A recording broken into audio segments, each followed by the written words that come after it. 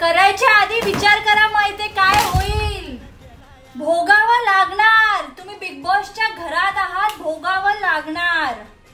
मी तुमचं पूर्ण बिस्तर काढेन.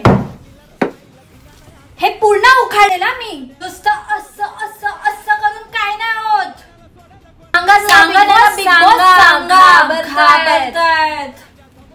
आपण गोष्टी करतो आणि निकी क्रेडिट घेऊन जाते.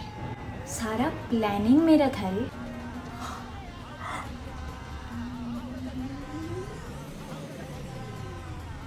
सर काही बोलू नका सर.